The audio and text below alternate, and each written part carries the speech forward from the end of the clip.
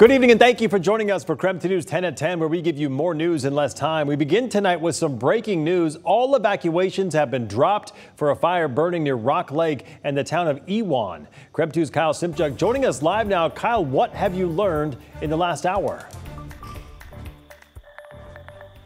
Well, yeah, Mark, you can't see a whole lot behind me, but that's certainly good news. You know, things have improved significantly around here. As you mentioned, those evacuation notices, those were lifted in just the last hour, and all roads are back open as well. Highway 23 was shut down for a few hours, and the fire actually burned through both sides of it. We have confirmed this fire grew to about 1,200 acres. It's a very narrow fire, but about 3.5 miles long. No structures destroyed, and fire crews are confident it is going to stay that way. Now, we just confirmed all this with Bill Tensfield. He's with the Whitman County Office of Emergency Management. He told us the cause of this fire is still under investigation, but it started later this afternoon.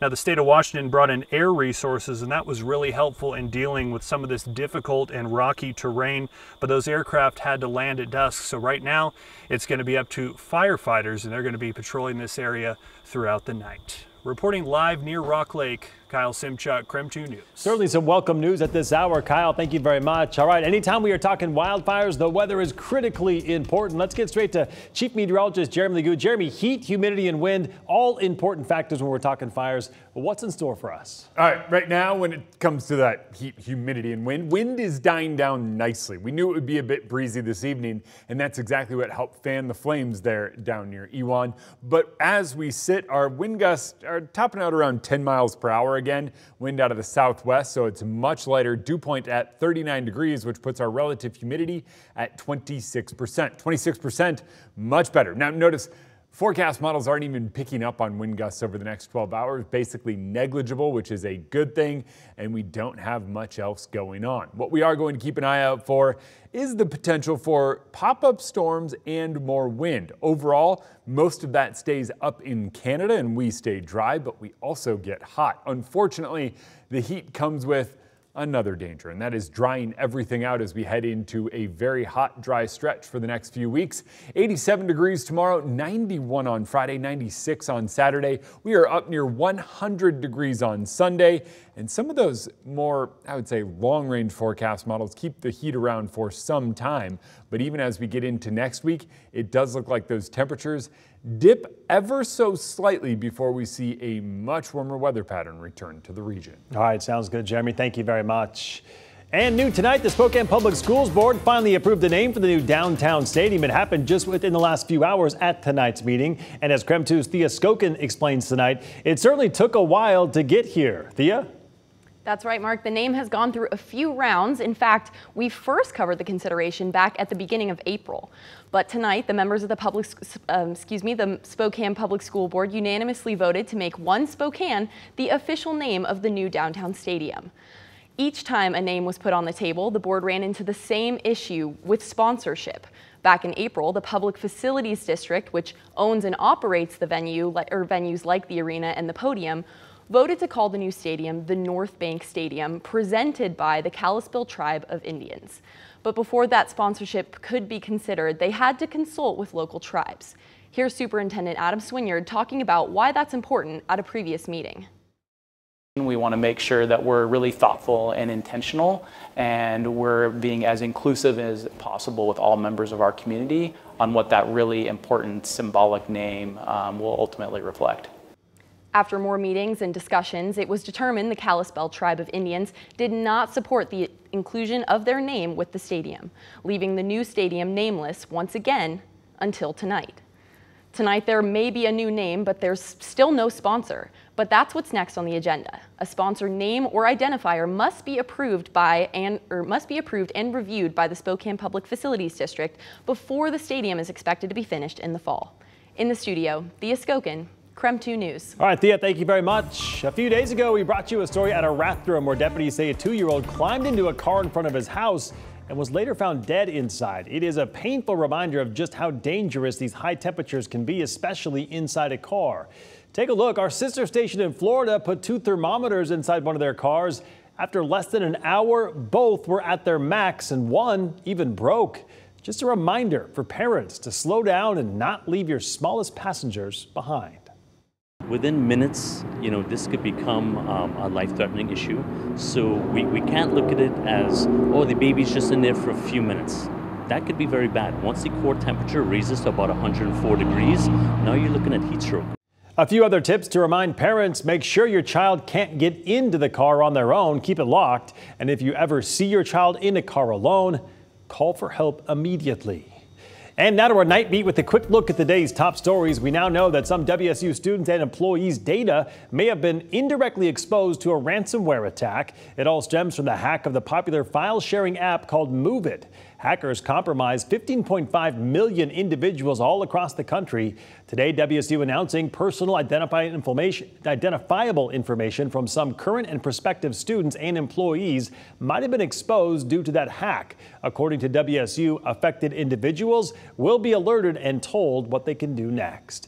The suspect in Monday's 8-hour standoff with Spokane police made his first court appearance strapped to a chair today.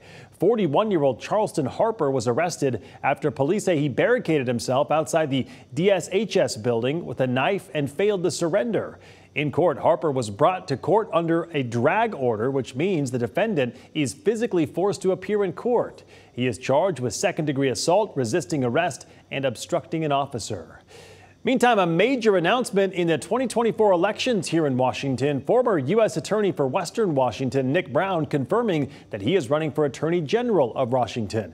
This kicks off the race to replace the current AG, Bob Ferguson, who launched an exploratory campaign for governor earlier this year. He is joining State Senator Manka Dhingra, a former King County prosecutor. The expansion of the Spokane International Airport raising concerns tonight after the board released a request for a new vendor to take over concession leases inside the terminal.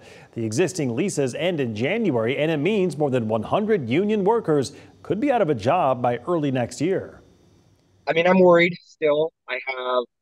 This job is the best job I've ever had. Really amazing medical benefits and wage benefits that we fought for in contract negotiations year after year. Now, members of the Unite Here Local 8 union are asking the board to require worker retention in the new proposal, meaning that if those vendors do change, those jobs would be saved. And that was your Night Beat. To learn more about any of these stories, just text us the word NIGHT to 509-448-2000, and we'll send that right to your phone.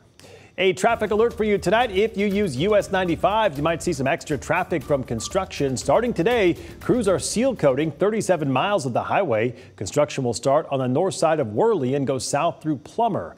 Only one lane will be open during the day. Pilot cars will guide traffic through the work zone.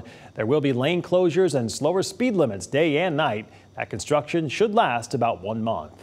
Meantime, a water main break on 13th and Freya shut down the street from 11th to 13th, with traffic being diverted to Thor and Hartson.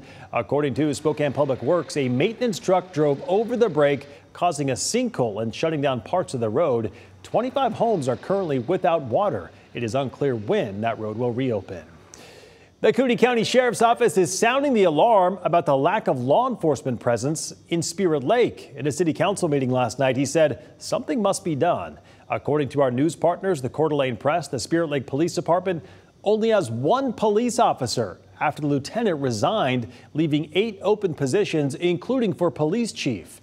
The council will meet with the sheriff, Bob Norris, to workshop a contract that outlines ways the department can support Spirit Lake. New tonight, the city of Tacoma in Western Washington, now among the top places to live in the U.S. That's according to a study by Bankrate.com. The criteria is based on well-being, affordability, job market, diversity, and migration. With that metric, Tacoma ranked 3rd. The site also says Tacoma is a more appealing city for those working in Seattle, since the cost of living is 20% cheaper in Tacoma. Southern Illinois picking up the pieces tonight after a horrific Greyhound bus crash killed 3 people and injured more than a dozen. The bus traveling from Indianapolis to St. Louis crashed into 3 trailers parked along the highway at a rest stop. I got 5 people out through the window. I ran to my truck and got the fire extinguisher, and I put the fire out. And then I got the last pregnant lady out the window with one of the other guys that had climbed out earlier. The NTSB now investigating the crash. The status of the other 14 passengers who were injured is not known at this hour. Meantime, in Florida, a sinkhole that swallowed and killed a man who was asleep inside his house reopened today. 5 other people escaped unharmed when that sinkhole last opened up. The body of the man who died was never found. Tonight, the hole is about 19 feet wide. Officials put a chain link fence around it and say it does not pose any threat. Hey, buddy, where you at, buddy? Well, caught on camera tonight, the heroic rescue of a 4-year-old boy from a pond in Florida. According to deputies, the little boy has autism and is nonverbal. He ran across the street and headed straight for the pond. Body camera footage from the responding deputies shows that they didn't hesitate before wading in and finding him stuck in weeds and cattails. Fortunately, he was not seriously hurt, but deputies say the outcome could have been a lot worse. And check this out. New aerial footage from a Coast Guard helicopter shows molten lava erupting from a fissure on an Icelandic volcano. The volcano is near the country's capital.